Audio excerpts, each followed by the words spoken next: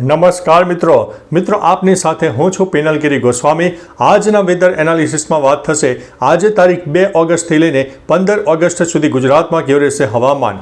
અત્યારે જે ગુજરાતમાં વરાપનો રાઉન્ડ આવી રહ્યો છે, કેટલા દિવસ ચાલશે, આવનારા દિવસોમાં કઈ સિસ્ટમ સક્રિય થશે જે ગુજરાતને અસર આપશે। મિત્રો વાત છે એક સરેરાશ વરસાદની કે જેમાં ગુજરાતમાં એક સરેરાશ વરસાદનું પ્રમાણ 62% આસપાસ ચાલી ગયું છે। એક આનંદના સમાચાર કહી શકાય કે સારામાં સારો વરસાદ આપણને ગત 1.5 મહિનામાં મળી ગયો છે। મિત્રો મહત્વનું છે કે અત્યારે જે હાલ જે વરસાદની સિસ્ટમ સક્રિય હતી તે સિસ્ટમ હવે વિખરાઈ ગઈ છે અને તેની અસર ગુજરાત ઉપરથી ઘણી બધી ઓછી થઈ જવા પામી છે। પરંતુ મિત્રો હજુ પણ ગુજરાતમાં છૂટાછવાયા સ્થળે વરસાદની શક્યતા છે। એક સાર્વત્રિક વરસાદનો માહોલ સર્જાશે, પરંતુ દરેક જગ્યાએ વરસાદ નહીં થાય। કોઈ જગ્યાએ લોકલ ડેવલપમેન્ટ સર્જાઈ જાય તો 5 અથવા તો 15 મિનિટના વરસાદી ઝાપટા થાય તેવી શક્યતા છે। આજે તારીખ 2 ઓગસ્ટ છે, તો આજે બનાસકાંઠા, સાબરકાંઠા, મહેસાણા, પાટણ અને અરવલ્લીના કોઈ વિસ્તારમાં હળવા મધ્યમ વરસાદની શક્યતા।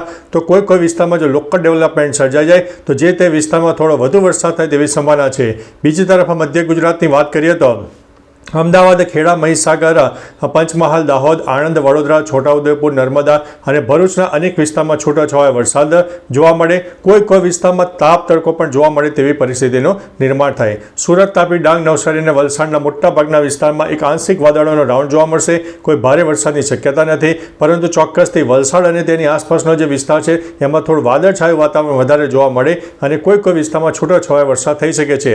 સૌરાષ્ટ્રની વાત કરીએ તો મોરબી, સુરેન્દ્રનગર, જામનગર, રાજકોટ, બોટાદ, અમરેલી, ભાવનગર, જૂનાગઢ, ગીર સોમનાથ, દેવભૂમિ, દ્વારકા અને પોરબંદરના કોઈ વિસ્તારમાં આંશિક વાદળોનો રાઉન્ડ જોવા મળે। આજે સૌરાષ્ટ્રના અંદાજિત 10થી લઈને 20% વિસ્તારમાં તાપ તડકો ઉઘાડ પણ નીકળે તેવી પણ પરિસ્થિતિનું નિર્માણ થાય અથવા તો આંશિક વાદળોનો રાઉન્ડ જોવા મળે।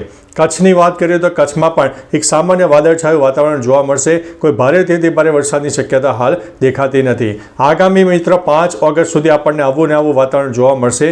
6 ઓગસ્ટથી એક સામાન્ય વરસાદની સિસ્ટમ સક્રિય થઈ છે જે ગુજરાતને થોડી ઘણી અસર કરશે, પરંતુ ભારેથી ભારે વરસાદની સંભાવના થોડી ઓછી છે। બીજી તરફ મિત્રો 7 અથવા તો 8 ઓગસ્ટથી દક્ષિણ ગુજરાતથી લઈને કેરળ સુધીની એક વરસાદની સામાન્ય ટફ રેખા સર્જાશે, જેની અસર સામાન્ય ગુજરાતના દક્ષિણ તરફના વિસ્તારને થઈ શકે તેવી સંભાવના છે।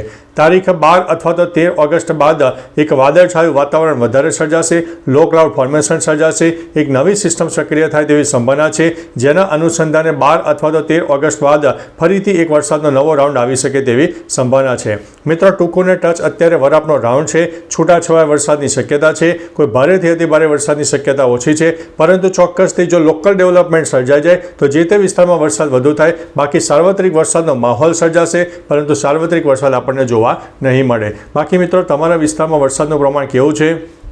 તાપ તડકો ઉઘાડ હોય, બફારાનું પ્રમાણ હોય, વરસાદ પડ્યો કે નહીં, તમામ પ્રકારની માહિતી આપજો જેથી અન્ય મિત્રો પણ જાણી શકે। સાથે પવનની વાત કરીએ તો 20થી લઈને 40 કિલોમીટર પ્રતિ કલાકની ઝડપે પવન દરિયાઈ પટ્ટી વિસ્તારમાં રહેશે। આગામી 2 થી 3 દિવસ માછીમારોને દરિયો ન ખેડવા માટે અમારા ચેનલ વતી વિનંતી છે। તો ચાલો મિત્રો ફરીથી વરસાદની નવી આગાહી લઈને મળતા રહીશું। ત્યાં સુધી અમને રજા આપશો। નમસ્તે।